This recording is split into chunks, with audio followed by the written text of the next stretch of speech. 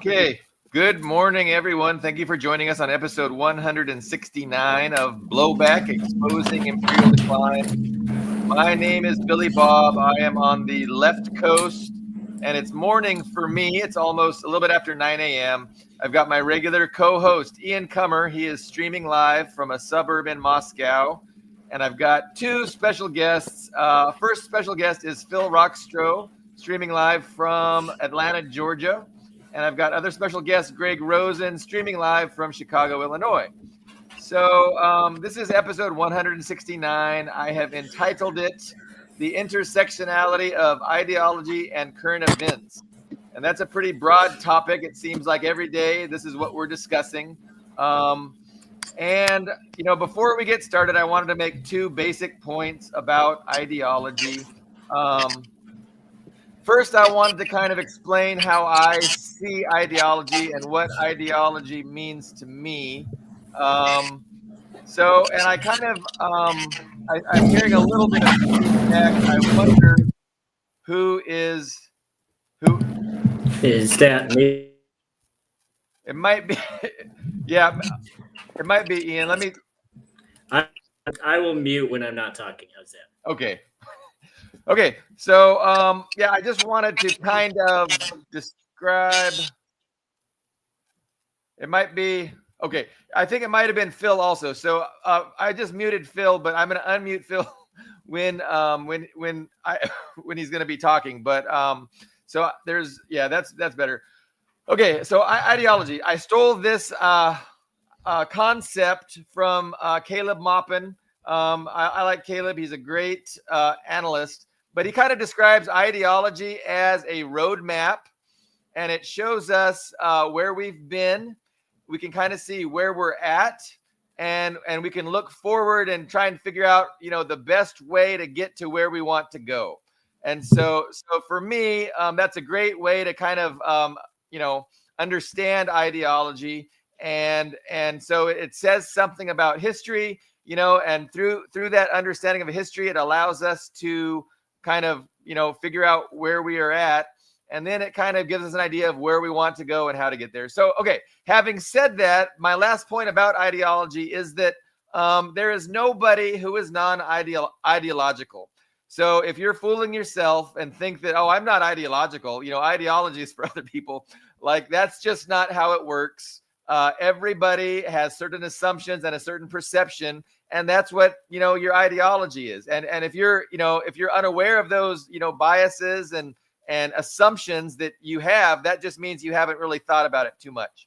But okay, those were the two main things. And so, okay, last thing, let me just say this. I think we are living in the most important and crazy and interesting times of the last 75 years for sure.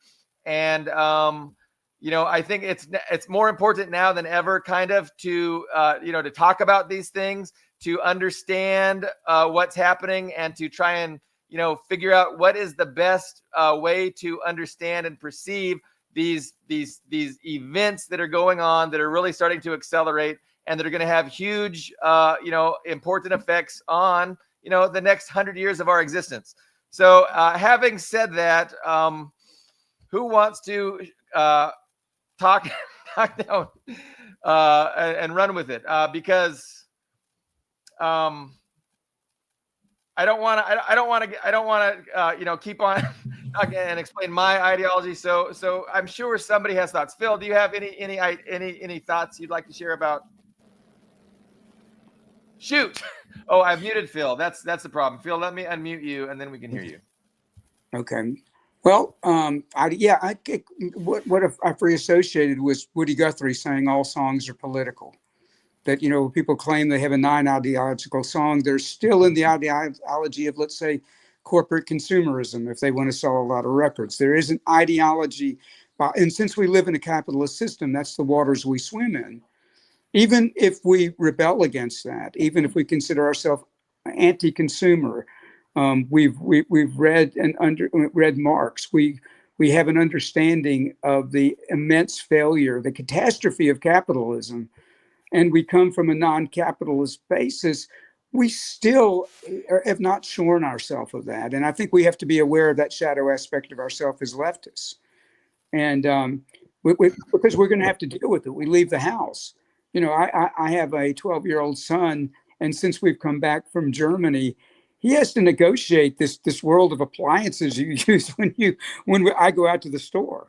In Germany, they still have, you know, the old-fashioned methods of using cash and maybe a credit card on occasions. So I'm always being bombarded with the novelty that capitalism exists in, because we were a country that the archetypal psychologist James Hillman, and if I come from anything, any template at all, it's a Jungian, post-Jungian template insofar as the poet Auden put it best: we are lived by powers we only pretend to understand. In other words, we go to sleep at night, we have dreams, and those dreams are telling us about our living life when we believe we're awake. You know, the term woke has been that the right has completely let it be defined. But I would look at being awake as far as making the unconscious conscious. So as you're forming your ideology, it's not coming from some reflex that comes from the past where you're immediately reacting to a situation and then using an exhausted template to describe it. To try to come to as close to the breathing moment as possible, insofar as that is applicable to what's going on. And as you were saying in your very eloquent, introduction, we are in novel times. We can use the template of fascism about what's happening. This merger of, let's say, Christian nationalism, a right-wing populist movement, and the corporate overclass. This is the perfect definition of being in fascist times. But this being the United States and coming about with all the elements that compose it, it's not going to look like where my mother escaped from Nazi Germany on a Kindertransport. It's going to have elements of that. It's going to have elements of the black shirts in Italy, but in a time where we don't have a Marxist critique, as 30% of the population of Berlin, 50%, I got that wrong. 50% of the population of Berlin identified themselves as socialists at the time of the rise of the Nazis. We as Americans don't have that. We are consumers. So we can't address this from the templates of the time. And unfortunately, we don't have the Red Army to come in and storm Berlin in 1945. So we're coming from a completely different world than the world of the last time fascism showed up. Yeah, no, we have yet to really see, how I think we're kind of right at the beginning. And I mean, we can see that changes are about to take place very rapidly, but, we haven't really experienced them yet. Certain people have, but people in the U.S., like we have the luxury of just kind of continuing on our existence as if everything is normal. Not so much for the people in Europe, maybe definitely not the people in Ukraine and the people in Gaza. I don't know. I think did you write something about Steve Bannon talking about Trump being the president in 2028? And yeah, that's what I woke up to this morning. Is that quote on the Counterpunch editor Jeffrey Sinclair's page, and I immediately associated it with something I'd have a Substack piece and should be published in other places in the coming days. About that, because as I mentioned before, the Gestapo showed up at my grandfather's door in Berlin and took him to concentration camp.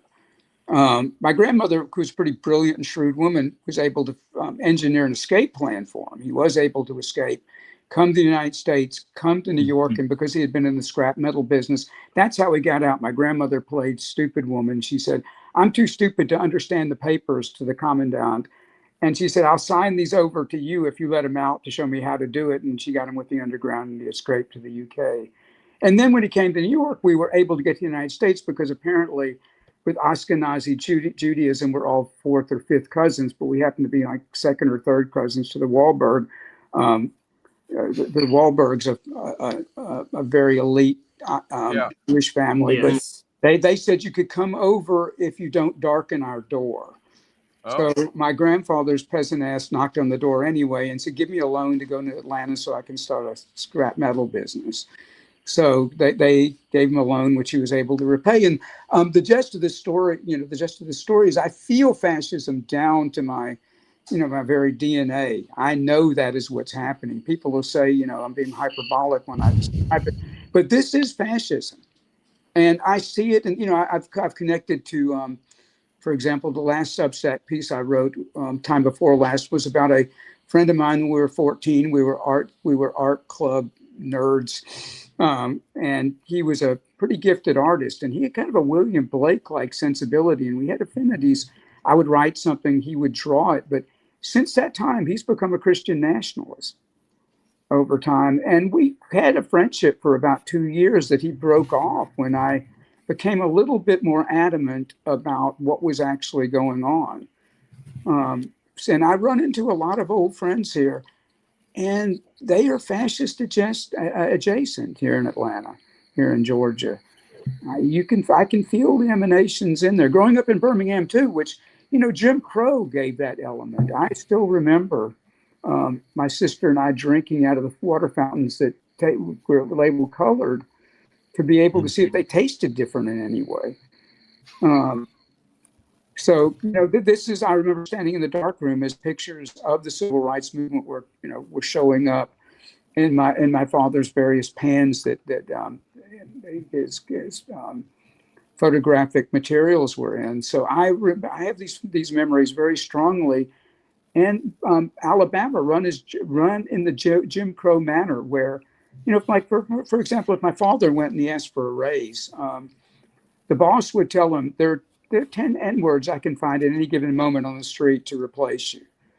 So the same resentment of the working class was in Birmingham, which was a city that was, if you go to Birmingham, it doesn't look like a southern city. It looks like Pittsburgh, Pennsylvania, because coal and steel barons bought it to exploit the ore that was in the Appalachian Mountains. So the ore would come in. The people who lived on that land, of course, not the Creek Indians, not the Choctaw Indians who had been driven out by ethnic cleansing, but the Scot-Irish people that the Tories did not allow in the good sections of town, were told, if you go ethnically cleanse this area, you can live there and spend your life breathing in coal dust, and that will be your reward. So Birmingham was built to exploit to exploit the ore coming in from Appalachia. And the people that ran it, we called them the big mules. They lived up on Red Mountain above the soot and the pollution. So it was, as the money flowed back to Pittsburgh and New York. So I grew up in a model, getting an idea of what can go wrong with the proletariat. That's the reason Martin Luther King chose Birmingham. He knew that Bull Connors, the chief of police, was going to show the world what the Jim Crow South actually looked like. Now we're getting that in the streets of Chicago. I remember reading King's letter, from the Birmingham jail, which I found very powerful in community college, several decades ago. Where he blamed the progressives for the problem. He said they were more dangerous than the Klan because they, I'm paraphrasing, but they put a barrier between the communities that were struggling. And, that was the thing, is King did try to include in his poor people campaign the white underclass being part of this. And I think that is pretty much how he signed his own death warrant, besides turning against the Vietnam War. It would be a really dangerous thing if the white proletariat was able to understand, the bait and switch that they're constantly, when George Wallace said, nobody's going to ever out N-word me again. And Nixon picked that up. Now we have an understanding of where the red states have, or Ronald Reagan saying, choosing Oxford, Mississippi, just miles from where 3 civil rights workers were buried in a dam, and using all those dog whistles. So, the able that we're able not to have a class-based assessment of this, as I'm sure everybody on your panel, I'm not saying anything novel to you guys about that, but I think that's extremely important. But it's been very depressing to return to Atlanta and speak again to my, because I grew up in a working class neighborhood, how we on the left just do not seem to be able to reach them. I had this very idealistic idea that I would start with my Christian fundamentalist friend a podcast. And because we got along for a 2-year period, until I think the pressures are getting him too much. There's too much of a bifurcation between what Christianity actually was, which was originally called the Way, which was, rabble out of the north of Israel that weren't in the ruling class of Jerusalem. You had this radical rabbi that had him, they weren't called for years. They weren't called Christians. They were just simply called the Way as a reaction to empire. Romans occupying, what I refer to as Palestine. I'm not fond of having the privilege of calling myself, a Zionist Jew. Years ago, even though it was anathema to my family who were Holocaust survivors, my grandmother actually ran money and guns to the Irgun. But, she did not, she actually made alliances between the Jewish community and King here in Atlanta. But I think her trauma, imagine putting your kids on a kinder transport and your husband going to jackbooted thugs taking your husband to concentration camps. She actually did believe that the only place Jews could live on earth was Israel. I don't think she quite understood that she had internalized that European colonialism was probably a good thing for everybody, and I don't think she ever evolved to the point she died of cancer in 1967. So I don't think she got to the point of seeing actually how the Zionist state played out. Because in her views, and we'll go into these kibbutzes, and it's going to be a socialist utopia, right? She thought Israel could show the world how socialism could work. Yeah.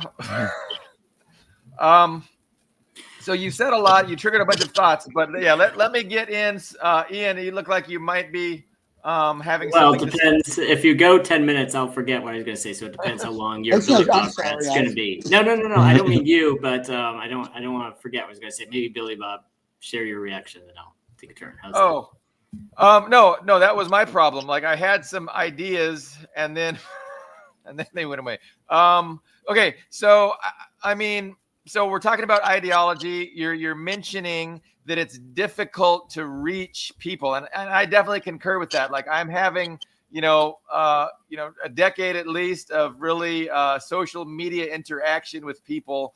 And it is a struggle to help them to, understand, concepts and that there's different points of view and to, systematically and dispassionately really just, objectively look and understand this is the position of, this ideology and this is the reality. And then other ideologies take these positions and, which one makes more sense. And it's like, there's just this reflexive, pro-capitalist, anti-communist, indoctrination that just kind of ruins people's ability to think rationally and logically for the most part.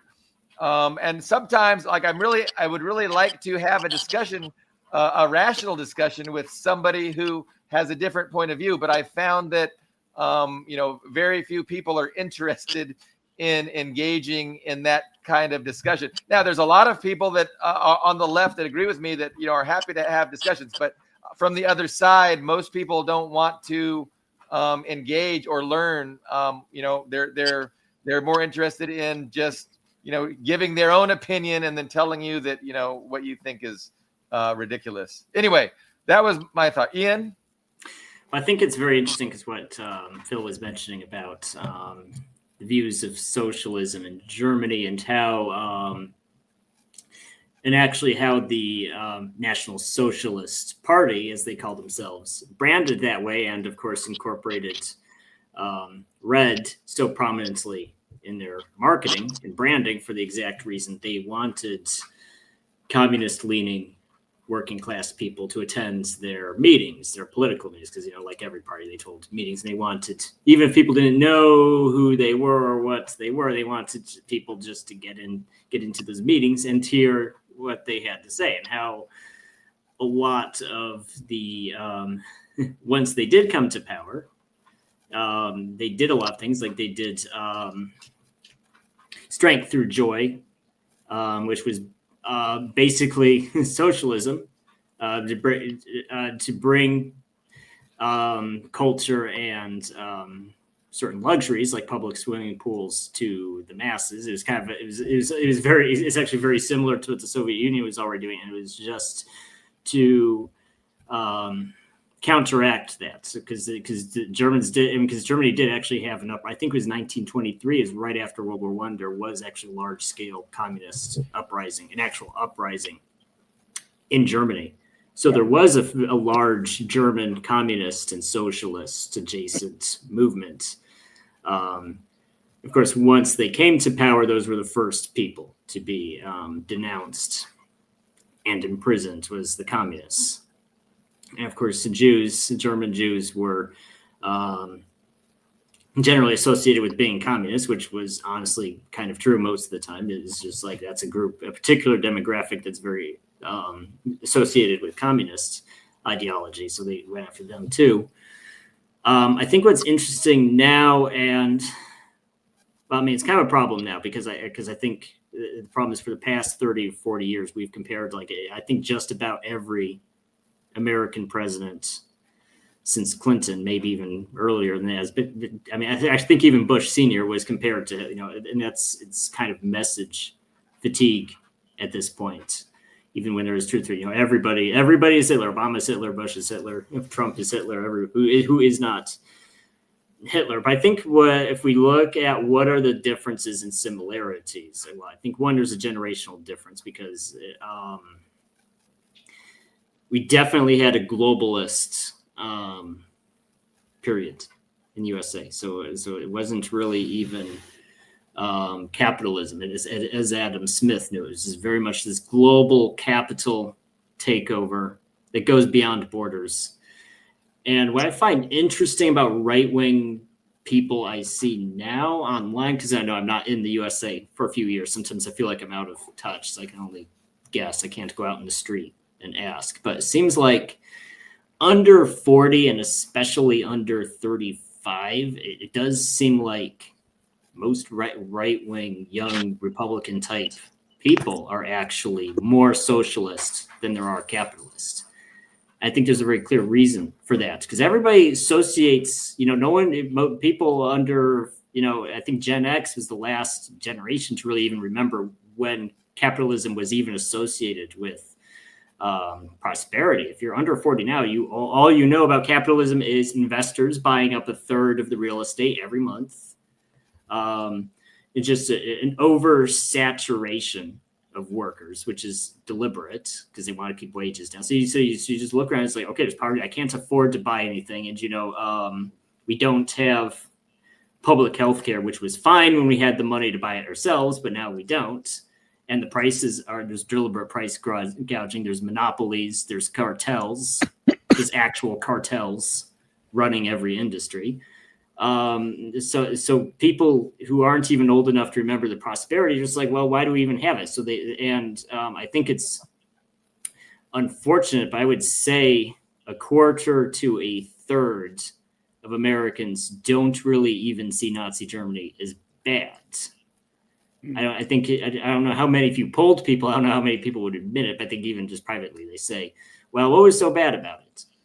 And unfortunately, I think, and that's also the result of, because, Phil mentioned being woke. Well, I think it might go earlier than this, but I know in French philosophy in the 1970s, that being woke, and that's pretty much the definitions he described it, and we've since then been co-opted. But if we look at like in the Matrix, we have this artificial reality, we have this artificial history that's been taught to us. We don't really know what was actually going on between the Soviet Union and Nazi Germany in the 1930s and 1940s. We have this kind of fake pro-US, not even pro-US, like this very specific ideological reinvention of history that everybody's been taught. No one actually knows what happens. So even if someone rejects that, it's like, you know what, I think this is propaganda, I don't believe it. It's kind of out of the pot into the fire type situation. Because even if we have a free thinker, well, I don't believe this. Well, what's he going to, what's the truth? There's no like true version that's easily accessible to him. Yeah, no, for sure. It's who do you listen to? You know, how do you figure out? You know, it's daunting for a lot of people, and then they just tune out because, you know, they don't feel like there's any chance that they can ever know with any certainty, you know. But to respond to Pittsburgh dudes here who said Nick Fuentes is pushed on the right and this young people feeling economic pain and anti-Semitism is a socialism is full. Well, a big part of why it's growing, I do think it's true. I think anti-Semitism is 10, if not 100 times greater than it was 10 years ago. And well, I mean, the main root of anti-Semitism in the USA is support for Israel. That's 90%. That's where 90% of the sentiment comes from. We look at them, they blow up churches, they spit on Christians, they say all these things. Netanyahu boasts about how he controls the USA. He actually, I mean, it's not even me making it up. He actually gets up and says that. We have the USA under our thumb, that we can do whatever we want. And it's an actual genocide. And unfortunately, you know, it's very hard to separate the government from the people. You know, so when you have anti-Russian sentiment, you hate Russians. Anti-German sentiment, you hate Germans. You have anti-US sentiment, you hate Americans. Phil is going to say something. Yeah, I just like to interject about like what you're saying, that there's a lot of happenstance in history. I mean, there's a reason that my grandfather, who was born a country boy, but he had a pretty brilliant mathematical mind, and he got a job in a bank in Frankfurt, and then was drafted, he was conscripted into the German army and was in Turkey in the war, and came back. The usury laws are the reasons that, you know, the Jews fell into the financial markets. And by happenstance of living in New York, the financial centers, the cliches of anti-Semitism, by there is so much Jewish investment, because another, you know, outsider industry was Hollywood. So a lot of historical forces by Jews, you know, wanting a roof over their head, not being able to own property in Europe, becoming the Shakespearean Shylocks. A lot of cliches play into this. And then when you see Israel seeming to have the power over the United States that it does. I mean, you know, Israel stands there as a way for the United States to keep a foothold where all this oil wealth is. You know, the Jews of Europe, it was a good idea to get rid of us, to send us to Israel, perhaps. You know, it was never set up because the world felt guilty about the Holocaust. Right. So, very cynical reasons that Israel in the West is allowed to exist. And now it seems to be, that a lot of the cliches of anti-Semitism seem to resonate with people.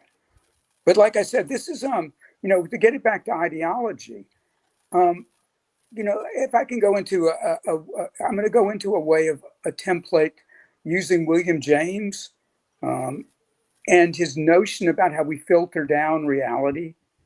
I've heard an analogy used of a tick, that a tick, a tick doesn't even know it's sitting on a branch till certain of its senses are set off as far as chemical changes, a human being or an animal coming through, and the tick just drops onto the skin. And that's its reality. It can be sitting on a branch. If you tried to explain to a tick what the sky was, even what a branch was, there would be no template that it could understand it. And we as human beings are not all that different. We come into this dance of photons in front of us that we don't understand. We winnow it down so we can get through the day, so we're not tripping all the time. Our lives don't look like we're on DMT. We're not having we're not having visionary experiences that look more like dreams that people turn into religiosity. So we have a way of finding templates to describe the world as best we can. And the template of my dog or the template of my son, the templates we're using at different times in our life, we have to all find a way that they're applicable. And the only way to do that is I think, to avoid fascism. And I don't know how this would be done on a cultural basis, is to understand your own darkness. I can see the Nazi in me. I can feel myself bristle and want to control life around me when I feel like it's just being defined by dumb fuckery. And so, and this is what I said, this is the difficulty. And I have a certain naivety of trying to reach people on their own level. It was a disaster when I tried that with my Christian nationalist friend. And like I said, I'm feeling the hand of depression on me, guiding me about this, because the dark times we're in, perhaps, like you mentioned Nick Fuentes, there are plausible explanations of, like, the young people that grew up and all they've known is the exploitation of capitalism, but there's no way to get Marx, Engels into their hands so they can understand the inherent way that fascism comes about out of capitalism. So fascism becomes very appealing, not in the form of these ecstatic torch processions going through the streets of Germany. And I wanted to add too that there was a socialist republic of Bavaria before the Free Corps, disillusioned soldiers, very much like we have now, coming back from the First World War, killed, I think it was 50,000 socialists and leftists on the streets of Munich, to put a stop to that 30-day experiment in communism in the most conservative area of Germany after the war, Bavaria. So yeah, I find these times very disconcerting, and I think, like all of us, we're looking for a way to engage the working class. And Nick Fuentes, from his mother's basement, seems to be able to do it, but we're failing. Yeah, I'm a little surprised. Like, I don't know exactly. I think there's forces and people behind Nick Fuentes that are promoting him, right? Like, I don't think any of these big names that everybody is familiar with are just people like us who just happen to get really popular. I don't think it works like that. Charlie Kirk was, he was a grifter that was able to connect to essentially the capitalist and Zionist ruling class. Yeah. And so you get donors, you get rich benefactors, and then you get promoted by the the owners of these media platforms, and then your stuff is just put everywhere, and then all of a sudden you're popular and people are listening to what you have to say. But it doesn't happen organically; it's a top-down kind of thing. Well, I think when we're talking about Nazi Germany, it's just like the Nazis and all this. I think we're kind of in a feedback loop here, right? Because it's a law of thermodynamics. Because I think it's true. You see, it's a reactionary movement, but if you don't want a reaction, I think the first step is to stop pushing. Because I think we have had several, and Billy Bob knows who I'm talking about. We've had certain leftists on this show who just the idea. I mean, they get so offended at the idea that anybody would like Trump, and that some white working class person. You know who I'm talking about. You see Unati. You know who I mean, right? They get, it's like, well. Any number of people. Any number of people, right. I think there needs to be rather than complain about it, I think there needs to be a compromise, because I think it's getting hard to argue at this point. There isn't pushing too much. There wasn't too much pushing the opposites. I mean, I would, jump in and say there's a huge contrast with traditional fascism, because the U.S. barely has a left. I mean, you might complain about liberals, but there's no significant left here. Mm-hmm. Right. But owning the libtards, this whole idea that the conservatives I talk to, they conflate, of course, I try to explain to them that liberalism, is the buffer zone between the working class and the leftist ideology, but they can float to left socialism. It's all the same to them. And that's what I mean. This is like I'm talking about the hallucination we live in, that when you're talking to somebody that's a rightist, my wife grew up, she was born in a hospital, but the house she came back to was essentially a tenant farmer shack. that her family, when they had been in the turpentine business and had gotten wiped out, they had lived, and she essentially, they were welders, other people at that point, before they came up in the world and built their Jim Walter house. But I don't know a liberal that would know what even that is, So her idea of how she looks at the world, she is one of those people that does get offended by MAGA because I don't know. She said ever since she was, and she's a bastard out of Carolina too. She, her mother got pregnant on prom night of 1968, and the upper class boy that got her mother pregnant, her family had nothing to do with it, but she was ostracized from her church because of that status. But she said ever since she was a child, she knew she didn't belong there, so she found a way to get to art school in Atlanta. But she does get, it brings back the pain of her childhood, being thrown out of the church, being ostracized by the community. And so when people start I have an understanding of why people do bristle at that. I'm a little bit different. I try to find the affinities with people, but I'm finding it very rough to face this fascist juggernaut we're in, because it is a fascist idea that comes out of the idea that you can, the fascists have a very appealing notion. We can control the world. We can return the world to a nostalgic past that never was. These strong judges, stormtroopers will protect you, and these glumping pigtail children are the future. That's very appealing for people that have no future. So people in MAGA, when Trump says he can restore it, when, like my white Christian friend, he went down to Georgia State University and it terrified him because of the so-called multiculturalism. And what was behind that is he's an old man and he knew the world was not going his way anymore.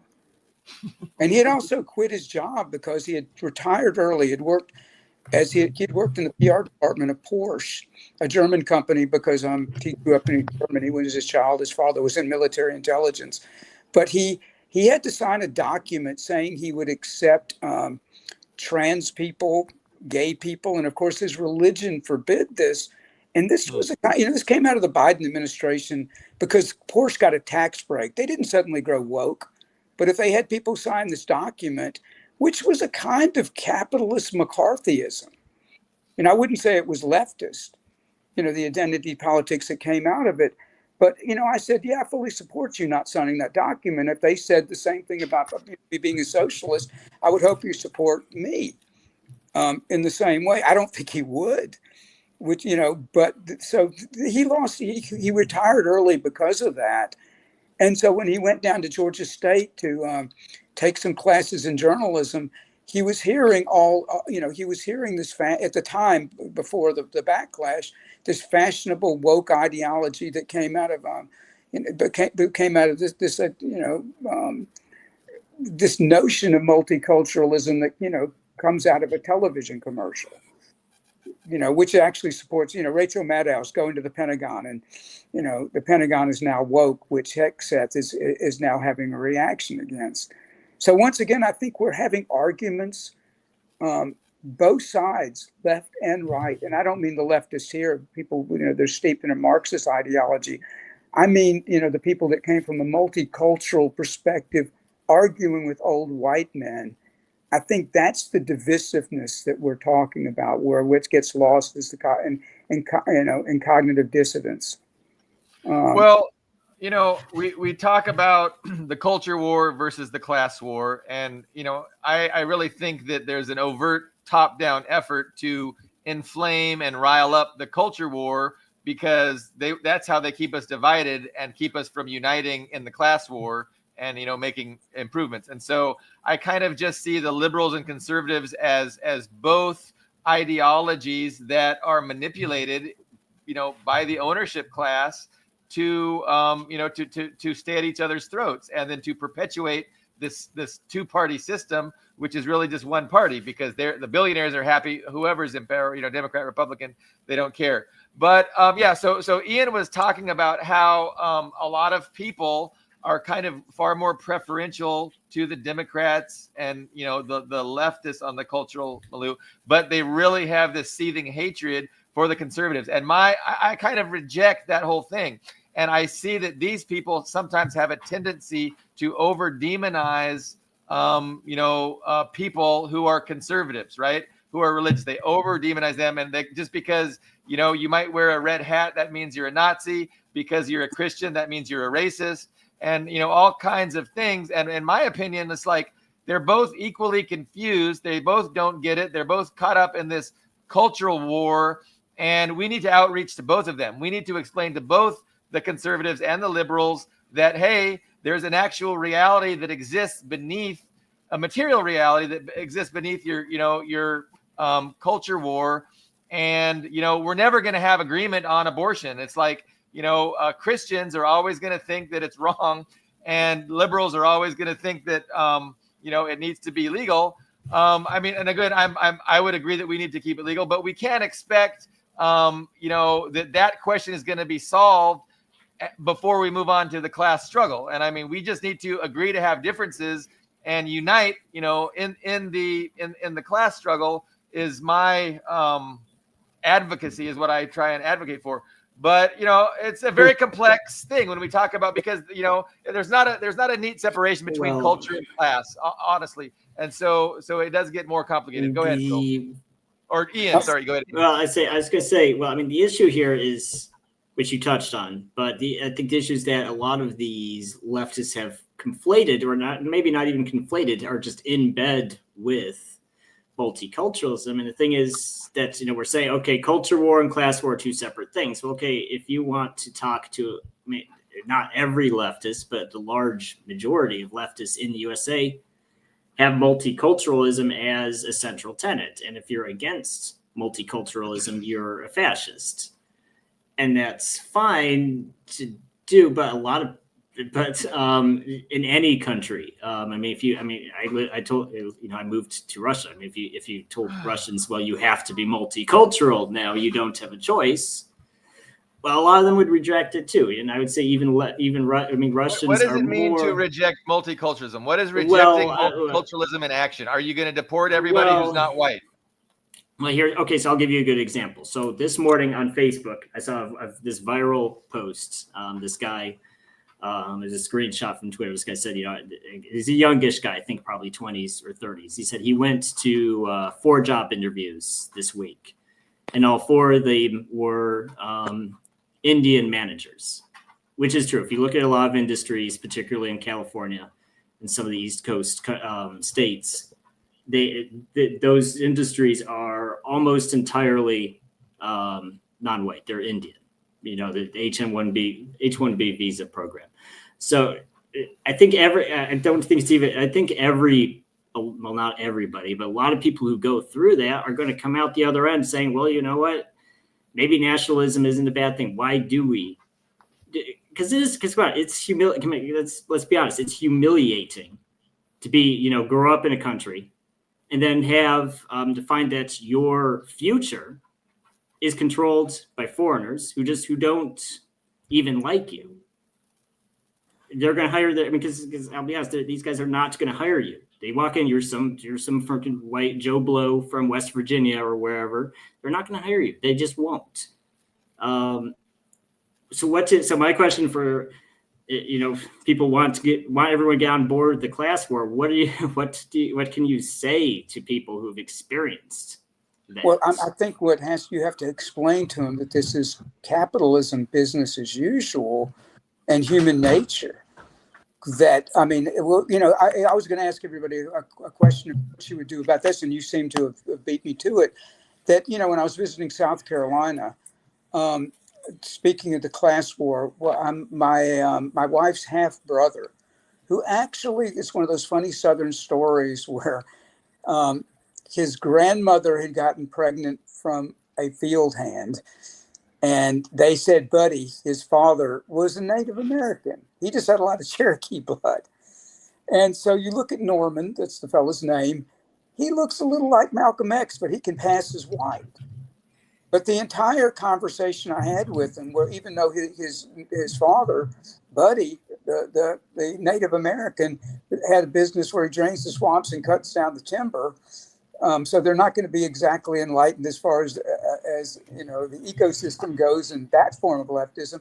His entire conversation with me was about, with various memes about Hollywood wokeness, about Disney was the problem. And I tried to explain to him that these are affluent people that could go to film school. This was not any big leftist agenda, but his daughter wanted to manipulate him. She wanted to go back to the city and go back to the little town there and not the city, but she didn't like the particular recreational area they were. She was bored, and she used the excuse to manipulate Daddy that lesbians were coming on to her. And so multiculturalism worked. I would go, how would you people speak to Norman? Because he agreed with me with every socialist tenet I made, as you were pointing out about younger people understand this, even though he had grown quite privileged from it. He still was been able to manipulate in classical ways that it was the outsider other that was the reason for his discontent. And this is always going to be powerful. That we look upon, the outsider other, whether it's the meme you were talking about of somebody that grew up in Indian culture and came here, I guess, because of the class system in India, because of the caste that's there, that Indians take so many take so readily to capitalism. And they're able to adapt to this culture and thrive, as my Jewish grandfather was able to come here. And before he died of a heart attack in 1957, coming here in 1940, he was able to build up a scrap metal business, because he was able to take to that because of his Jewish identity, but got lots of anti-Semitism about who is this wealthy Jew. Now I didn't get that money. He got screwed out of his business partners, screwed him out of any money that might come from it. So, there was an aspect of this, of how these cultural cliches play in, and this template that we can call, this template of how we see each other and misapprehend each other. How do I reach Norman's humanity? In those situations, because it's very difficult, because essentially he's coming at me from a dream. He's coming at me from this series of templates that he believes are truthful, that get him through the day. And his daughter is actually able to manipulate him because she can understand and play upon Daddy's prejudices. How do you reach somebody like that? No, I mean, Ian brought up an interesting point. And I mean, I think that, like you said, Phil, I mean, you just have to explain that the reality that exists here, there's reasons for it. And I mean, there's reasons that, the owners of the industries in Silicon Valley want to bring over, these Indian people who are willing to work for a lot less than the domestic workers would. And they just, they find them much more hardworking and much more pliable. And also it does, it also further benefits the ruling elite's agenda, because it does divide society into all these little identity groups, So you've got, people from all cultures, all walks of life, and it's easier for them to keep us split and fractionalized and not, being united. It's easy to keep us from being united with all these diverse groups in the country. So, I mean, that's the reality that we have to overcome as a class. We have to figure out how to overcome these cultural differences and unite. And, there's no other option, but I don't think we can really, hate on the Indian man who happens to be, choosing our, whether we're going to get hired or not.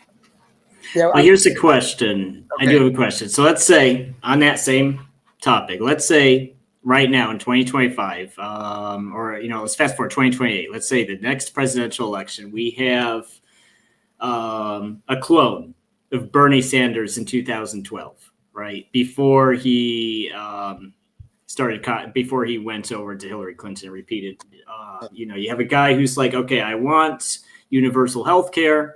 I want, family payments, I want all of these great leftist things, but we're also going to lock down the border. Right. Is that a candidate you would endorse? That's an open question for everybody here. would I, in other words, we get into the classic trope of the lesser of two evils, right? Under a capitalist system. See, my own opinion is, okay, well, let's go back to Roosevelt. Would I have voted for Roosevelt, who, was a blue blood, but understood fascism was coming or socialism was coming, and he put the minimum of progressive measures in place to stop that from happening, zero socialist ones. And would I have voted for Roosevelt rather than risk an American Bund? So it's not an easy question.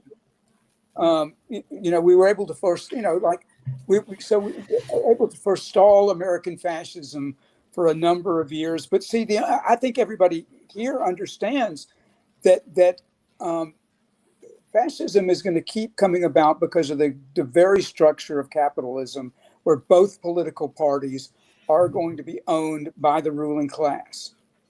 And so Chomsky's famous critique that we're going to only be able to argue within certain narrow boundaries. Everybody on this panel understands it.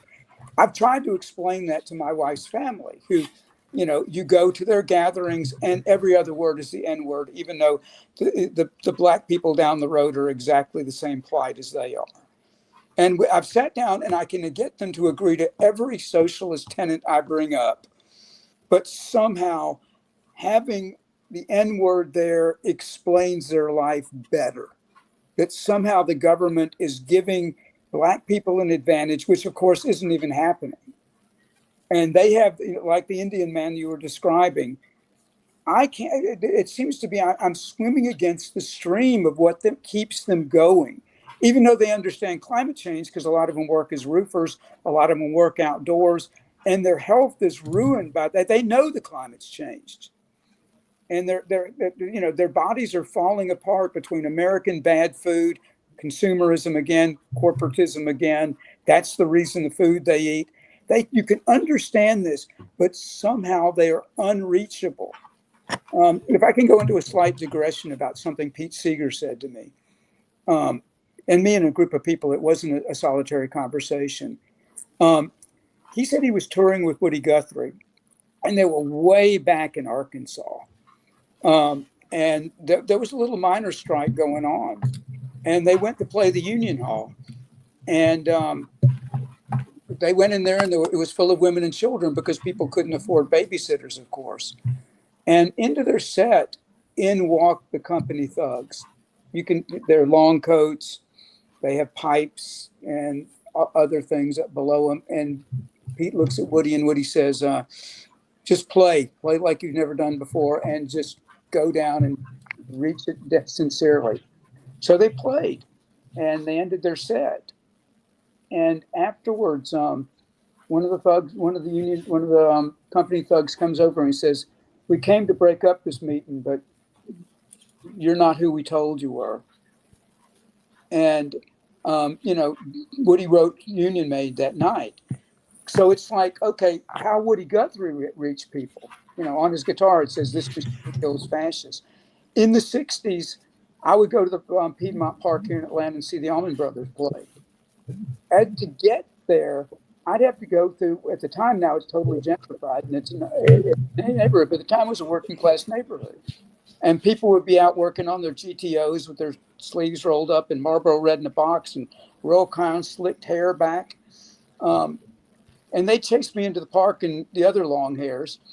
And then they'd go there, but they'd see something was going on. The Allman Brothers would be playing. There'd be all these pretty hippie women. And the women didn't pay any attention to them whatsoever. But you would see the guys coming back, and then the Royal Crown would be out of their hair, and their hair would be hanging lank, and they'd be laying back on the grass going, "Dwayne's guitar is shooting blue sparks into my brain," because they'd be doing a little Orange Sunshine. And then so culturally what happened, until the economy, till the ruling put clamps on, until Reagan and cocaine came into it, you had these kind of working class hippies, which Willie Nelson represented when he went to Austin. So the cultural force has to be in there too, as far as art, as far as music, And us ideological guys, even though that, I play a little music and was on musical tours for a while, I found that's a much easier way to reach people. Is if I'm was busking out on the street with my ukulele, I could reach more people by satire, leftist political songs than I ever can on Facebook or writing my articles. Well, I think we're conflating. Well, I mean, that is an answer, but I think we're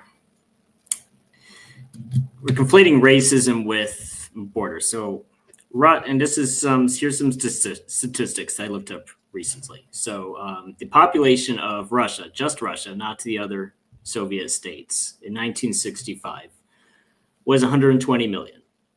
Right now, Russia is 150 billion. It's also, it got a little bit bigger, right? So not counting Crimea and Donbass, if it was just the territory that it had in 1965, it'd be around 145 million. Now, the USA, does anyone here know what the population of the USA was in 1965? Oh, no, I know what it is now. I don't know what it was. It was about 150 million. It's 106, very close. Yes, it was 180 million in 1965. Now it's 360 million. Yeah. Okay. I mean, can we not agree that completely changes the economic makeup of the country when you double the population? Because remember how boomers would say, well, back in my day, I would just walk into a shop and want to see the manager, and he'd give me a job on the spot. Well, that's not going to happen now. You're going to have 100. If you have a job now, you're going to have 100 people, literally 100 people apply for it. Yeah.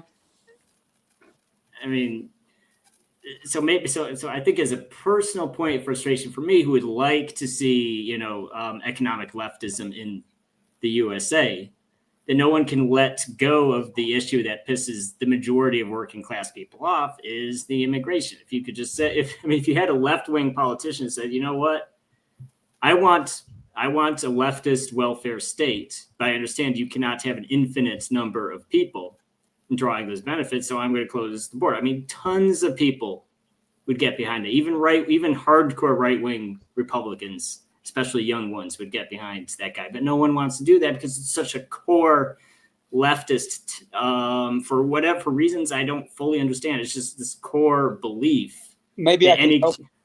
Yeah, go ahead. Okay. My great-grandmother had to go through the Siberian Express to go to Japan to get out of Germany. She went to Japan. This was, of course, right before the war started in the Pacific. And then she came across, they wouldn't allow her to get off the boat as a Jew in San Francisco. They wouldn't let her at Port of Los Angeles, San Diego the same way. She had to finally get off the boat in Argentina and work her way up to New Orleans before she could reunite with the family. And so there's me with my mother, coming to the States as a child, and so many people returning to the death camps. There are reasons people come over the border, because a border is an artificial construct. These people are actually more American than as European that are coming over the border from the South, that are heading El Norte. So there is an aspect to me that we're human, we have a tendency. I don't think the left should play into these prejudices of the others because, it leads to Treblinka. And, the Soviet Union, which, you're in the former Soviet Union now. I don't know. I'm not an expert on the history of this. But was the Soviet Union more multicultural? I mean, Stalin was a Georgian. And when you had Azerbaijan and you had all these other regions before its collapse, how did the average person feel about the other? I'm asking this as a question. Well, no, that's a fair question. It was very multicultural. Stalin was less multicultural than Lenin. And a lot of it was, regardless of what he personally felt, was the necessity of stirring up patriotism for the war. And Brezhnev was Georgian too, wasn't he? Brezhnev was, I want to say Ukrainian. Was he Ukrainian? I think he was Ukrainian. Khrushchev was definitely Ukrainian. I think Brezhnev was too, if memory serves me correct. But so like the Communist International was originally the anthem of the Soviet Union. They actually replaced it in it was either at 1941 or 1942. I don't quite remember the year, but it was during the war. They introduced the Soviet anthem that they used up until 1991, and actually the musical score to it is still the same in the Russian anthem, and it's the Great Rus. The Great Russia is so they did shift to a more patriotic or even slightly jingoistic tone for the necessity of the war that was just deemed to mobilize people better. But yes, it was a multicultural entity, and Russia now is a federation. So it's so to an extent it's multicultural. So you have the individual regions, the individual states can to an extent set up their own rules and their own values, because there are several in North Caucasus, there are several Muslim majority or about 50-50 split regions. But it wasn't from immigration. It was always, they were just always kind of Russian, because since Ivan the Great annexed them back in the 17th century. Let me jump in. Go ahead. About immigration. I was just looking up some statistics. From 1910 to 1960, the population went from 90 to 189 million. So another doubling right there. And that's when we became a superpower. Yes. So I mean, it's about the crisis. Well, there was true. The birth rates were a lot higher. Imperialism. We industrialized. The USA industrialized in that period. But I think I was getting at that. Massive immigration too. Well, yes. But that was also quite controversial at the time. I remember, in fact, reading about the Chinese immigration for the railroads. And the reason why is because the railroad jobs were literally so bad. Even the Irish and the black freedmen didn't want those jobs because they were so terrible. So what does the railroad companies do? Which, by the way, I'll add, those railroad companies were not free market. As the libertarians say, the free market. Well, no, they were receiving huge government subsidies to build the railroads. But as with the migrants and everything in the West. I mean, that's libertarian fantasies or the ones. Mm-hmm. Yeah. Received huge subsidies. And of course, eminent domain for building over people, because it wasn't empty. Right. They built over people's property. They were quite, let's say, harsh about getting people to sell and vacate their property to build the railroad. Despite all that, they still did not want to pay people, so they imported someone who was desperate enough to do it. And naturally, the workers who were already here were not happy about that. There was they were the people who are come to replace striking workers are referred to as scabs. There were incidents where, there was one particularly bad incident when there was a train carrying Chinese workers, and the striking workers actually set it on fire with everybody still on the train. So yes, I think the main problem with mass immigrations, it's never done with the consent of the population. Because you're right, Greg. There have been several large scale waves of immigration to the USA, and none of them were consensual. So if we're going to talk about, they were written in Congress. Well, they were written in Congress, right? But the majority of the population was never on board with it. So so the USA is, and we have this joke. Well, the U.S. isn't a democracy, period, ever, right? It's supposed. That's the closest we come as our Congress.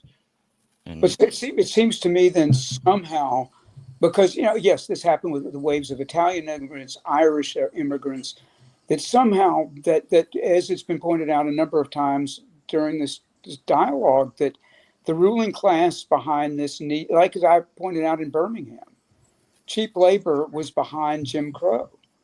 In Atlanta, if a black man walked the streets before Hitler shamed Roosevelt about this is in Atlanta.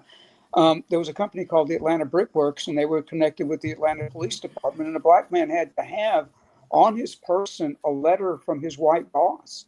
Otherwise, they went to jail and were put on work crews building the streets and structures of Atlanta. And Hitler pointed it out, and Hitler got in touch with, the Georgia economic and governmental elite, and then it stopped. And so this is what is behind this is human beings are always going to find a way black code to economically exploit the other. And, so somehow, and I like this one, I mean, this is where I'm feeling a little bit of despair. I talk about this all the time with my working class friends, with my wife's family, and there seems to be radical obtuseness involved about how do you change that. You have to change the very structure of somebody's psyche before they're willing. It's like you could use the analogy of a 12-step program, that this is the reason in the 12-step they say you need a higher power. In other words, what that simply means is that there's nothing really godlike involved other than you have to stop believing your own bullshit somehow.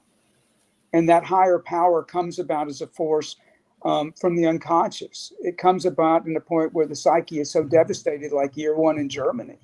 I don't know if you guys have seen that Rossellini film, which is an answer to the German propaganda films about the Hitler Youth, about what actually happens to a young man after in Year One Berlin, where they would turn these martyred boys into people to join the Hitler Youth. But the devastation that comes about in the wake of, let's say, an addiction, though the Calvinist aspects of the Christian Calvinist aspects of the 12-step program turn it towards a higher power. The higher power can also be a transformative ideology, to get back to that, about how, these working class people came over, Emma Goldman throwing hard bagels at people she disagreed with in debates in the Second Avenue deli. Ironically enough, I lived in Second Avenue for my 20 years in New York, and the Second Avenue deli, I watched it transform into a Citibank, if you want to watch neoliberalism. So there is a way that people, I think, can be reached by a type of what, I'm going to go for it once again to a word from religiosity. A rebirth comes about, like I was talking about, happened in Piedmont Park, or when I ran away from home and I went to the Great Speckled Bird, the underground newspaper here, and I hear leftism for the first real time, not the liberalism of my family. And so that worked as an awakening that actually felt spiritual to me. And it was a whole new template of looking at the world that infused me with energy.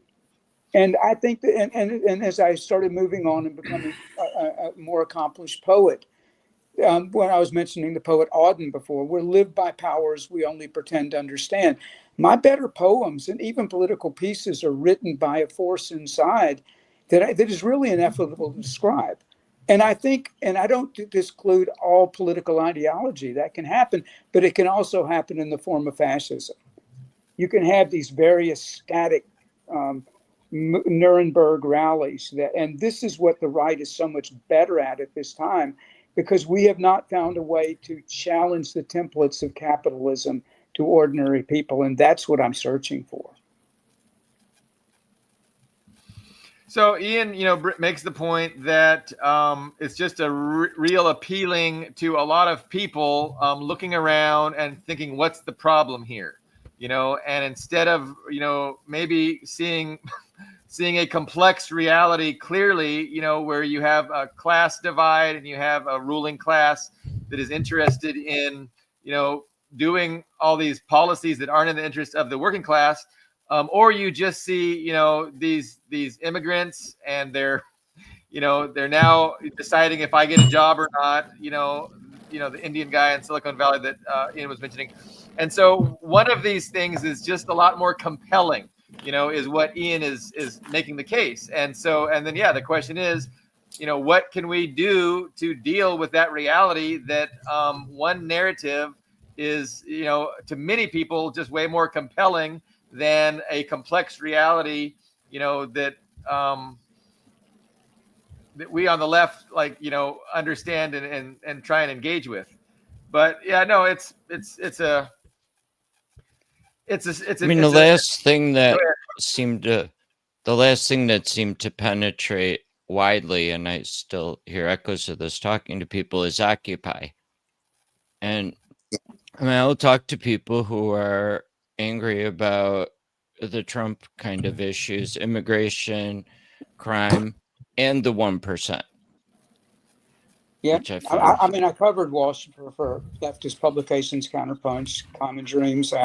I wrote quite a bit about it. I spent a lot of time there, and there was an affinity. But I also witnessed 5,000 militarized police from the Tri-City area descend on Lower Manhattan, and destroy everybody's property that was there.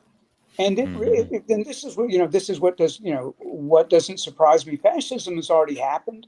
We've already internalized this. And the thing that I was, to elaborate what I was talking about before about living on Second Avenue, a little down Third Avenue, another Marx family was born, the Marx brothers. And in movie theaters all the way to the time of the Great Depression, they would see these fobs of the ruling class made fun of. And you can't underestimate how powerful that is. And that somehow, and so, we have liberal Hollywood now, we have woke Hollywood now.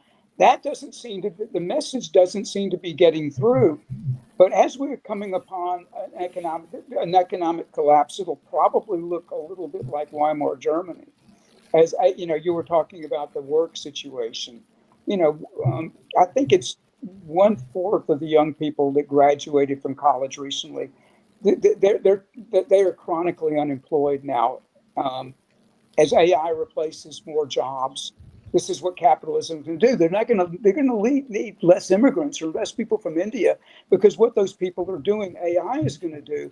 Now we have the opening to do what Emma Goldman, what other leftists did. Actors, entertainers, writers, intellectual, then we're going to give them the point. But, and I include myself in this, we just have to get the fuck over ourselves. I think they're just, we might know a few things, but at the same time, this is what I try to do. And like I said, I've been failing miserably. My Christian friend stopped talking to me when I was talking to him, and he brought up Thomas Stowell. And I said he was a house Negro, and he gets well rewarded for what he does, though nobody reads it. And so it's like, this is what, and he could not wrap his hand around it. And he came from a perspective where that he just could not handle that idea that Charlie Kirk, who he thought was just helping the young people come to Christianity, he could not wrap his head around the fact that he is involved with the present day Pharisees. And so you get to a point where people's entire world is involved with something that gets them through the day. And unfortunately, that's where fascism has a lot of power, or the Bolshevik Revolution, or any ways where people are so desperate for something that is going to alleviate the depression and put them in the mania of a spirit. And I'm using the word spirit from the Jungian context of what compels us into the world. And what compels us into the world can be ideology, it can be religion, it can be art, it can be a whole lot of things. But really now on the left, we're kind of in a place where we're in to put it poetically, as T.S. Eliot did after the verities of the First World War fell apart, we're in a wasteland. And out of that wasteland, where, to put it again, using mythopoetic tropes, what would be the grail for the left? And I'm asking this as a question for everybody.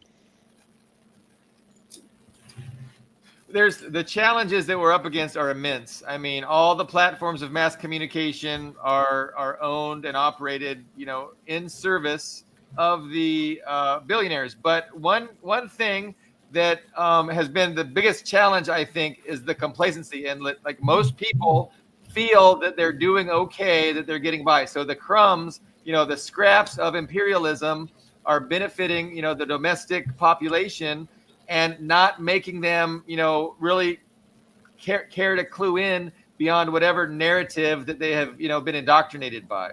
And so I think if, there is some economic, problems, that can change this dynamic, and it can, cause people to maybe really look honestly, with some more intent than they've had in the past to try and figure out what's going on. And so, a change in the material conditions obviously can create an opening. But yeah, no, Well, don't we have though? Go ahead. I mean, don't we have a crisis like that right now? That's why we have Trump. It's quite possible that we will. I mean, why do I don't think people we've seen anything turn major against- yet. Go ahead. I mean, what's the reason for the turn against immigrants? If not for at least perception of economic squeeze, right? Yeah, but again, I don't know if that's really enough. Like, it's not enough. I mean, this country's functioning, right? I mean, once this country ceases to function, I think that's when people will be really serious about wondering what's going on. Well, I mean, there's degrees. There's just degrees of economic collapse, and I don't think we're anywhere close to the kind of degree that's necessary for people to say, wait a minute, what the fuck, Well, I was in Portugal when Salazar was still there. First time I went to Portugal was in the 70s, and people, it was fascism, but people still ate in cafes. They still went about their normal life. There, and I think that's a great misunderstanding that that maybe comes out of Orwell, or how the Soviet Union was characterized in the United States as this gray place where everybody dresses in uniformity, and so the idea that people go around in a totalitarian system and they look and act a particular way when there's not, there was music in the cafes, there were poets reading, the secret police weren't carrying people off. And I think in the United States, I think we've internalized by way of hyper-capitalism, by having no alternative for years. You mentioned earlier, like, I've witnessed in my life that, that Reaganism was doubled down by, it was on stilts and steroids under Clinton. That Reagan's and the Reaganites' dreams Clinton put through there with the, with the legislation and everything else. Then Obama continued, what went on with the Bush Cheneys. So it was like we've internalized for so long, and I think capitalism is always, there's a component that can rise as fascism, that we are inside, all of us, even though we don't know it, have that element. Because what is fascism besides giving us an ideology to explain the world and the way that we feel secure, that daddy's going to take care of it? There's an old Peanuts cartoon of, you didn't think about it. Like, I remember being in the back of my, in the back of my parents' car, sleeping as we drove through Alabama somewhere, no seatbelts on. We'd fall asleep, and there's this feeling of security when your parents pick you up and they put you in your bed at night and you wake up. That's fascism. That's daddy who's going to take care of everything. I don't know if you saw Tucker Carlson's speech. He did it here in Atlanta, and it was all about how when Trump's elected, daddy's coming home. And the teenage girl who's, wearing a tube top it's going to be, her ways are going to be changed. And the infant that's smearing shit on the wall, and the whole house is going to be cleaned up when daddy comes home. Well, this is what the fatherland does. This is what the Fuhrer does. This is the idea that I can't take the ox anymore. Ox being a word that goes back to the ancient Greek for the goddess of necessity. Her name was Ankati. Her name comes out of a chain you put around slaves and livestock. And she's the root word of anxiety and ox. And so when we're feeling this prevailing cultural hopelessness around anxiety, somebody that can relieve that anxiety is going to be appealing to us.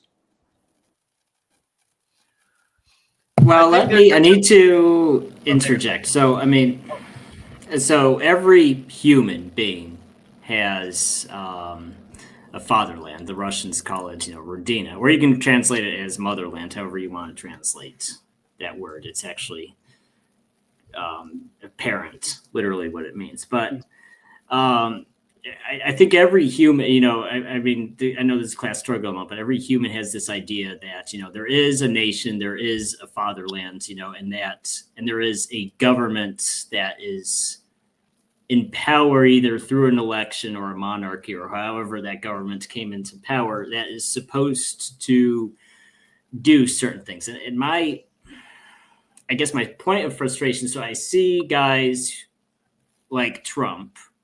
I've got many complaints about Trump, but I see Trump as this guy who is coming up there and say, yes, there's all these problems, and I'm the guy who's going to fix it. And then it never fails when Ian has something to say, his mic cuts out.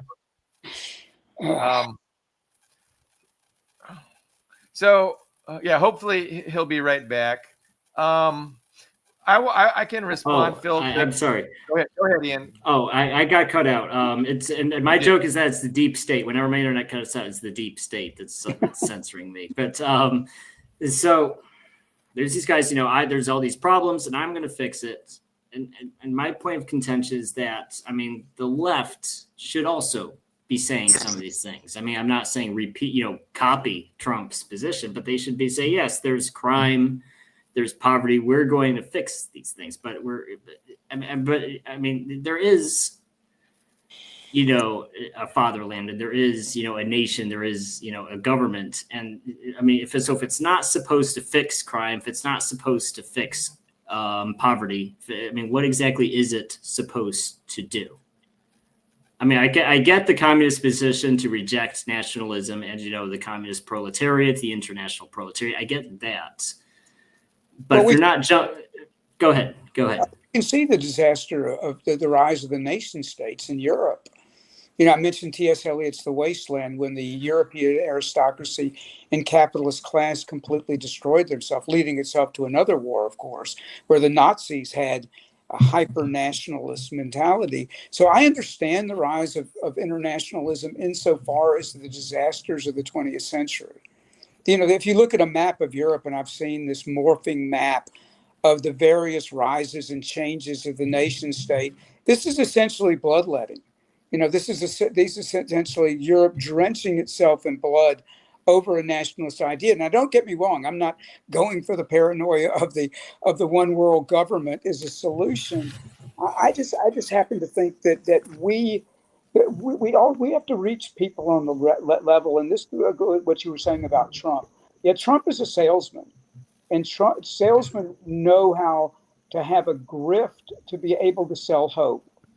And that's essentially when you're going and you have a really talented salesman, whether it be Oprah from the liberal class or whether it be Trump, you have a person that's telling you that something that is in no way can change your life and transform it and bring hope is going to do that, whether it be a new outfit or the gift that Oprah puts under her box or Trump's, idea of MAGA. You have, and this is the reason you have all these internet grifters. There's obviously an archetype involved in this. It's the archetype of, I mentioned Greek before. This is the trickster god of Hermes. This is in the polis of ancient Greece. If a person was in the agora, there would be, and this is, I think a lot of times leftists don't look in this. There's been a shift since the Bronze Age of how we view the world on a neurological basis. When a Greek was actually in the agora, they actually saw, like people in the time of Jesus's time, they saw Athena. If they looked out into the Mediterranean, they saw Poseidon. And the Greeks told this story as if there was a vote of who was going to be the patron of Athens, whether it was going to be Athena or whether it was going to be Poseidon. And Poseidon won, lost by one vote. And they put the god of chaos out in the ocean. So all this resentment that we see in the Trumpian working class is hitting the shore of Athens. But up in the agora, you have Hermes, who was the marketplace where the grifters, when you went to that place in the Agora, they put it on outside of it, and when you walked up to it, there were giant statues of penises. Later, the Christian imagination cut them down, and essentially admit this was a warning: be careful here. This is the financial class; they're dickheads. Be careful with your money. And so they had a way of poetically looking at the world, and this is how democracy was defined. You had the Trojan War. Agamemnon sacrificed his daughter to get a win to go to this disastrous Trojan War.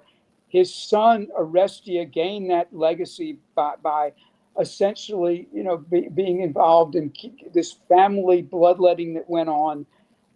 As we can see, this divided country now, the Furies chased him to the Oracle of Apollo, and Apollo said, "Go to Athens, go to the city, put yourself on trial." And on the trial there, the Furies were the prosecuting attorney that wanted his death. Athena was his defense attorney, and Athena, being the polis, being city, being civilization, she represented that, and a compromise was made. The compromise was this: the Furies transform their anger to those who stand against the democratic process and those who bear false witness. And this was the idea of, like, you can see it in the ideal of the courtroom, prosecuting attorney, defense attorney, and the chorus effect of the jury. And we're supposed to be the chorus of democracy. That's supposed to be us. And that's I don't know. Failed at.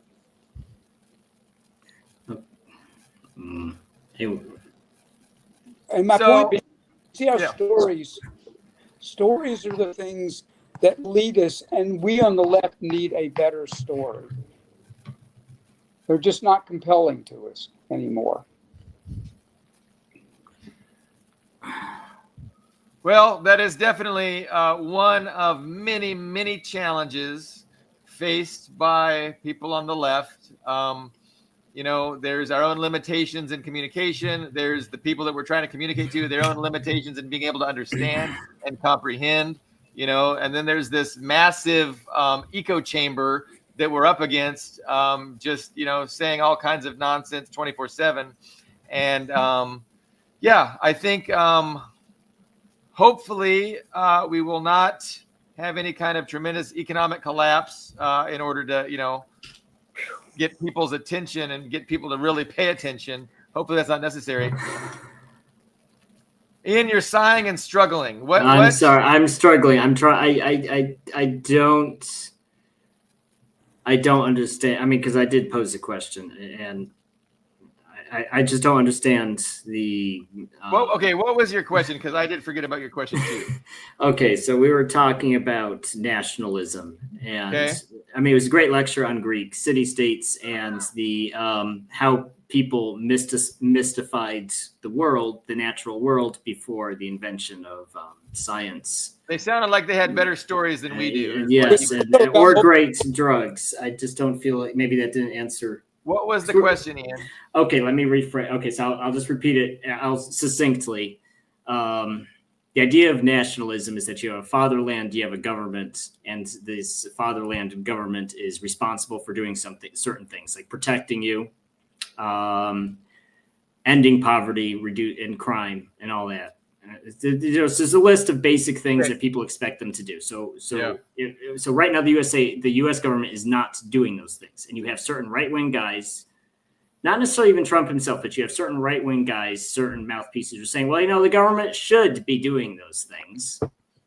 And so what's the response to that? Yeah, well, the paradigm that I always engage with, that I think is the most, rational and reality-based is, I explained there's a class struggle and there's a class divide. Every nation that has a capitalist system is divided between the ownership class and the working class. And so the question is, who is going to be the governing your nation? Is it going to be representatives of the billionaires, the ownership class, or is it going to be representatives of the working class? And so right now, we have a lot of problems in this country, and a lot of those problems are caused by pursuing the interests of the billionaire class to the detriment of all the rest of us. And so you deal with that primary foundational issue, and you're going to have improvement. And so that is my constant advocacy on social media, is to highlight this reality of class struggle, oppositional class interests, and explain how a lot of the problems that we're dealing with today are a result of a government just pursuing only caring about the interests of the wealthy elites. Phil? Well, you're right about that. Now let's go back to Obama's, faux progressive movement. He was one of the first to understand how to use the internet. Bernie later was able to organize doing that. Shame he was such a sellout. But at the same time, now the right wing watch that. The right wing, billionaire class watch that. They have people like Charlie Kirk. They have, they have a whole slew of people where they can dominate the conversation now. Yeah. They're the ones reaching young people. They have the money to go to college campuses like Kirk had. And I noticed they're not talking about class, Phil. They're not explaining how the ownership class, has political and economic interests that are the opposite. Yeah, but we don't have, what I'm saying is we lack the funds right now. We have to find a way to, like, for example, when the 60s broke out, who I've talked about before, that there was a way that the CBS Evening News, even though Walter Cronkite is called a liberal, the NBC News, or all that, they were still corporate organizations. But there was a movement, unlike the artificial movements like the Tea Party or Charlie Kirk or MAGA, that are all no kings. Exactly. So we have to find a way to this is what I was getting into talking about ancient Greece. We have to tell a compelling story, because I was saying the Greeks were a multicultural society because of their empire. They had a goddess Hera moving their father figure. Talk about nationalism and father figures. Well, the original one was Daddy Zeus. The Greeks believed he lived in their solar plexus, solar being the father, being the son. So this idea that they were dealing with multiculturalism, with the polis of Athens, with the city state being this new thing, and they had spontaneous myths, as was the story, like I mentioned before, where the way of the Jesus movement started, because they were crushed under the Roman iron sandal, and the Maccabean approach was no longer working. The Maccabeans, who had run the Greeks out, had run the Assyrians out. It's practiced with Hanukkah to this day. When they tried to face the Romans that way, they were crushed. So this new mythos came about as far as what we see as the Jesus movement, which of course was transformed by the Greek Paul. But at the same time, we've got to come up with a spontaneous story, as in the 60s, of what was called counterculture, that was transformative and brought things leftward for a while. And this is, like I said, the right can do this with AstroTurf because they have money behind it. But where's the money for your podcast? I have my subscribers on Substack that do help out, but I don't have the ability to market myself, as the podcasters on the right have. Or the liberal podcasters also. And then the algorithms are configured to push eyeballs towards those people they want and away from those people they don't want. By the way, I did put a link to your Substack in the description of this video, so everybody can please check out Phil's Substack and fund him. Be a donor, platform him, because we do need more voices like that platform. Greg, any thoughts as we're all talking? And we're talking past each other to an extent. We're not really getting directly engagement into differences, but it's been a good discussion. We're all just talking about our perspectives and how we see things, and I think there's benefit to that. But Greg, you haven't said much. I don't want to put you on the spot, but yeah, I feel kind of simple. I mean, I'm looking at this through just basic Marxist lens, that we're in a crisis that's been progressively getting worse since the early 70s. And contrary to our discussion, there is no left. There's two right-wing parties, and the more liberal of the right-wing parties literally has nothing to offer because there's nothing really available. at this point in our economy. There's very little surplus to share. And so we are. Well, as the billionaires, all, of course, because there's surplus, we can find it. This is what Mandani's appeal is in New York, is he pointed out the obvious. That Como. There's class war that's going, but there's also, wages stopped rising in the early 70s for the vast majority of the population. And I think their economic system is it's coming close to its sell-by date. So not only is their economic system becoming more and more untenable, but you have these rising powers that are refusing to be, dictated to and subordinate to imperialist, to be vassals, really. So China, Russia, Iran, Venezuela. And so all of these stressors on the oligarchy are causing them to really try and figure out how they can crack down and save themselves and maintain their privilege and their power throughout the rest of this century. And so, again, I think we're at the very beginning of this process, and we haven't even seen what their response is. And look, I always say this because I think it's really true. Once the market closes today, we could see this process really advance with an attack on Venezuela. Like that could happen when the markets close, for the weekend, because that's typically when they like to do these aggressive moves, because they don't want to spook the market. That gives them the weekend to talk about and tell it, relax. These are our goals. These are our objectives. You don't need to get scared. And then come Monday, you're going to have less of a volatile effect on the markets. But, it's just it remains to be seen. So with Bannon talking about Trump in 2028, we've only had a year and we've seen some crazy stuff. Like we don't know what's going to go in Gaza. We don't know what's going to happen in Ukraine and Venezuela and Iran. Like there's so many spots. And then China, like China's the big one. And so all of these things are causing a lot of stress, and they're in play, and they're going to be in play in the next couple of years. And it's just going to be very interesting to watch them unfold and to discuss them. Phil.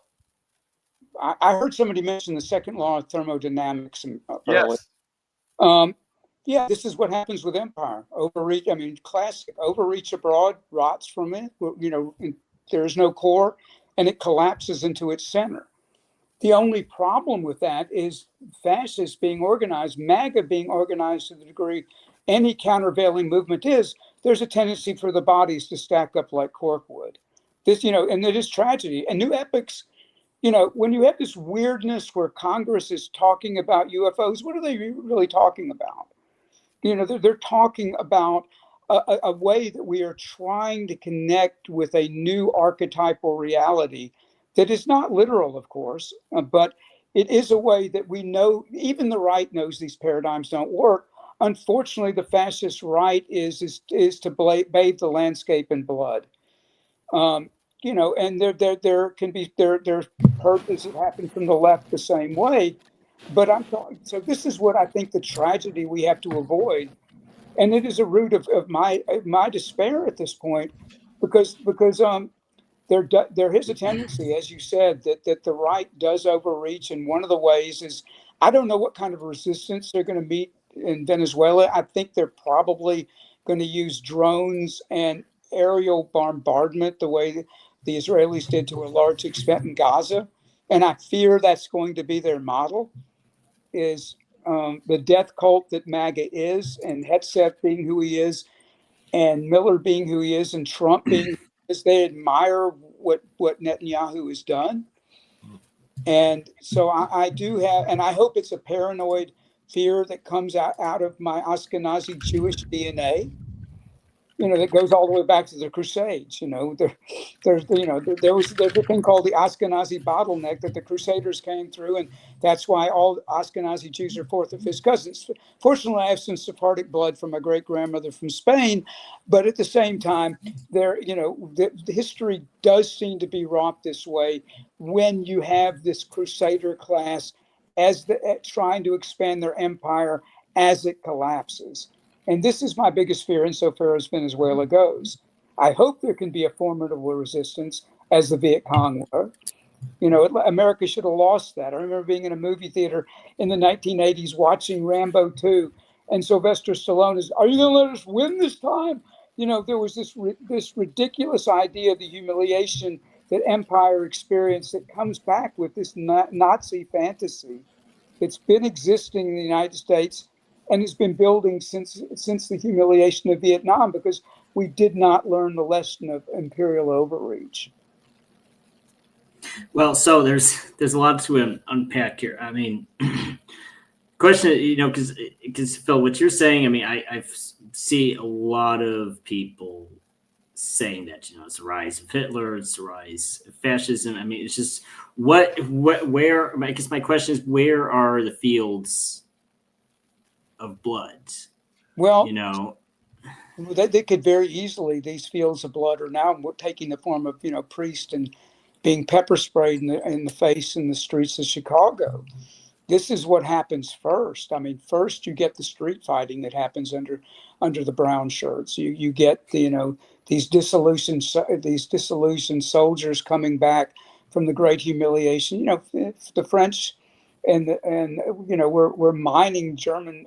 They were mining German ore right out of the country. The population felt humiliated and hurting, and it started with street brawls between leftists and socialists. Well, right now we don't have an organized left, as I've mentioned many times.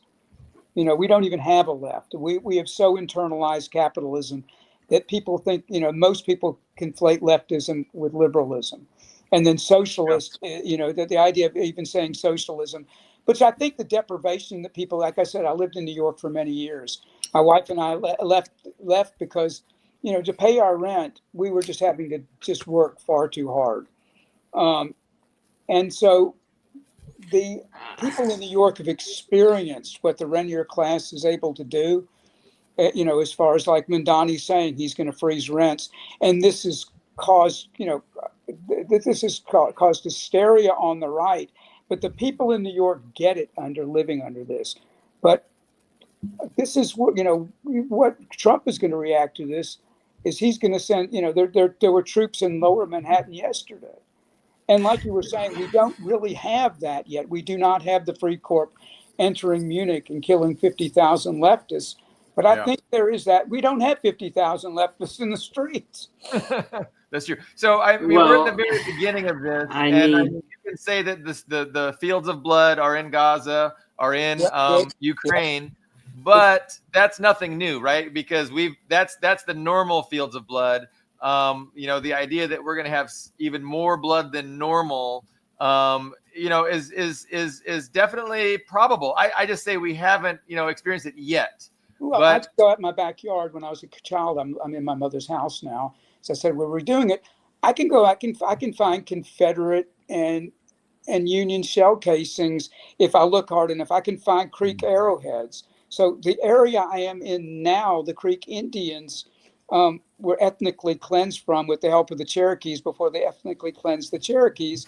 And then this great, you know, this great upheaval. The land that where I'm sitting right now, actually, I'm off of a place called Briarcliff Road, which is the highest place in the neighborhood where the Coca-Cola family has their mansion.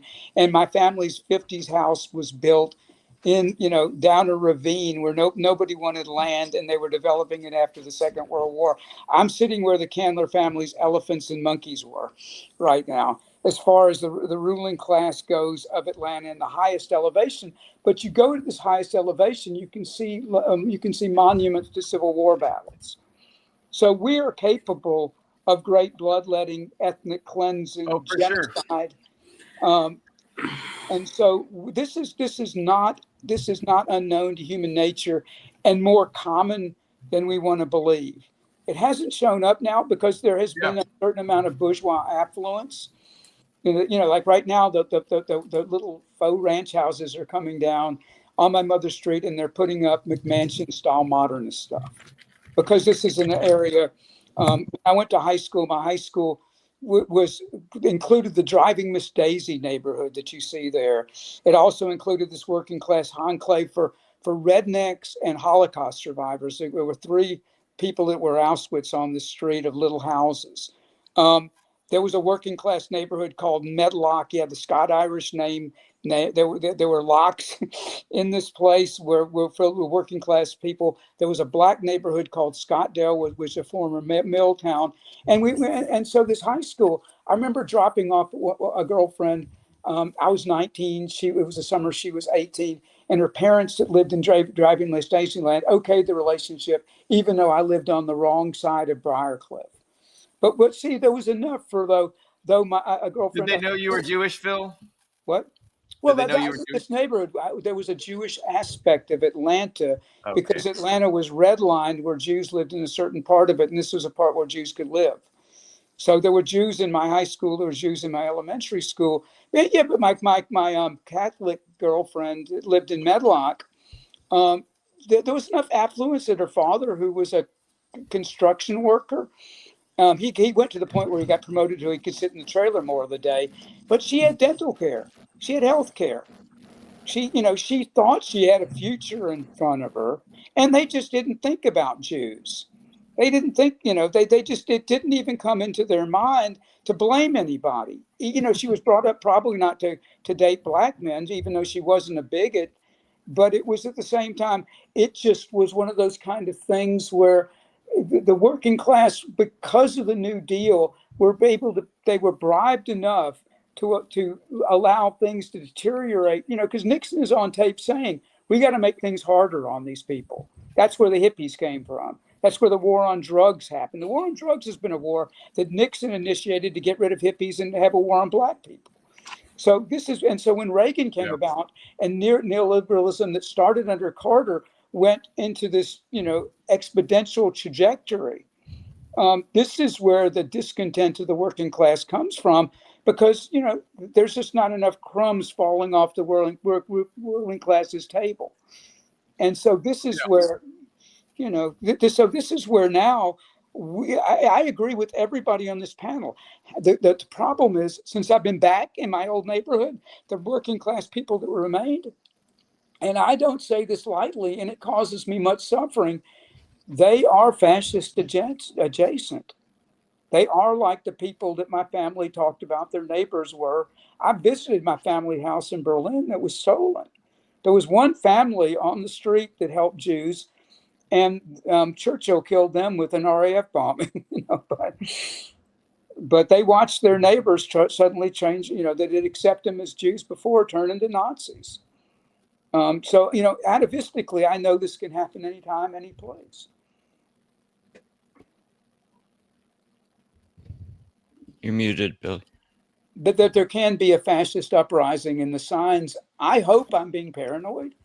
I hope this is out of my DNA, some kind of paranoia that's coming about. But I know, since I've been in the States recently and reconnected to people I grew up with, people that are MAGA now, for various reasons, it is because of the resentment that you were alluding to earlier of the management class, more and more coming people that weren't supposed to have that entitlement.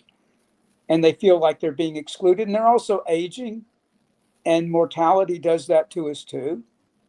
There's a time where, my son, my son has to explain to me what 6'7" is, and skiddly wrist. I've been asking my kids to tell me that. They don't want to explain it to me. It means nothing. It means something that came out of the height of a basketball player and a song about it, and a geeky kid making funny hand motions going 6'7", 6'7". Okay, well, that doesn't make a lot of sense, but I think probably our parents thought the same thing about our jokes when we were kids. Oh, absolutely. I remember being in long-haired cars with our 8-track tapes blaring Skinner or whatever obnoxious music was coming through, and enjoying the old people looking at us and looking at us, smugly looking at them and going, "Yeah, you'll be dead soon. It's our world," right? It's like, and now I'm in that position where young people are looking at me that way.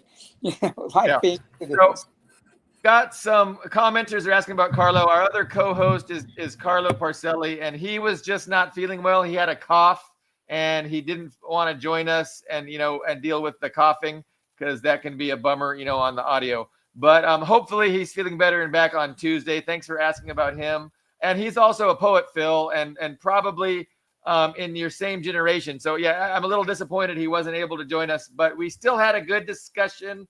And I don't know if anybody has any final comments before we wrap it up. We're almost hitting 2 hours. Any final thoughts? Greg, Ian, Phil? Well, I think I've gas bagged enough. Okay. Yeah. Did we lose Phil? Is he frozen? I'm not frozen. Okay. I seem to be moving. You're there. Mhm. Okay. So yeah, check out Phil's Substack. Thank you so much for being our special guest, Phil. We will reconvene on Tuesday. Thank you, Ian, for co-hosting with me. Thank you, Greg, for being our other special guest. We will see everyone hopefully next week. We'll Thanks, see you Doug. then. Bye-bye. Okay, bye.